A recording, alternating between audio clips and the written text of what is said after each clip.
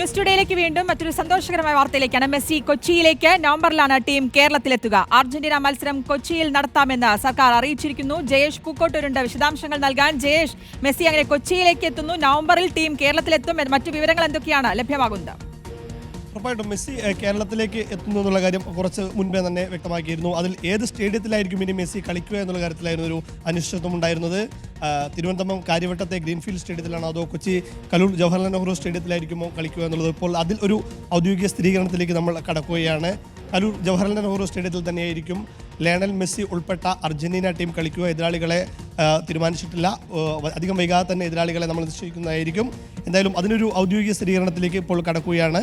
Kochi Kaloor Jawaharlal Nehru സ്റ്റേഡിയത്തിലായിരിക്കും Argentina team കേരളത്തിലെത്തുന്ന സൗഹൃദ മത്സരത്തിൽ കളിക്കുക എന്നുള്ളത്. ഇപ്പോൾ കൊച്ചി ഒരുപാട് അന്താരാഷ്ട്ര മത്സരങ്ങൾ നടന്നതാണ്.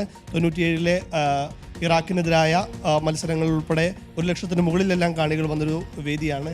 കൊച്ചിയിലേക്ക് ഒരിക്കൽ കൂടി ഒരു പ്രധാനപ്പെട്ട മത്സരം, അതിൽ തന്നെ ലോക ചാമ്പ്യന്മാരായ അർജന്റീനയും ലയണൽ മെസ്സിയും ഉൾപ്പെട്ട ടീം വന്ന് കളിക്കുകയാണ്. ഇതിനകത്ത് ഇനിയിപ്പോൾ ഇപ്പോൾ സർക്കാരിൻ്റെ കുറിപ്പ് പ്രകാരമാണെങ്കിൽ GCDA അയച്ച കുറിപ്പ് പ്രകാരമാണെങ്കിൽ സ്റ്റേഡിയം സജ്ജമാക്കണമെന്നുള്ള നിർദ്ദേശമാണ് നൽകിയിരിക്കുന്നത്. അതായത് കായിക വകുപ്പിനെ സംബന്ധിച്ച് അവരുടെ ഫസ്റ്റ് പ്രയോറിറ്റി എന്ന് പറയുന്നത് കൊച്ചി കലൂർ അന്താരാഷ്ട്ര സ്റ്റേഡിയത്തിൽ തന്നെ ഈ മത്സരം സംഘടിപ്പിക്കുക എന്നുള്ളതാണ്.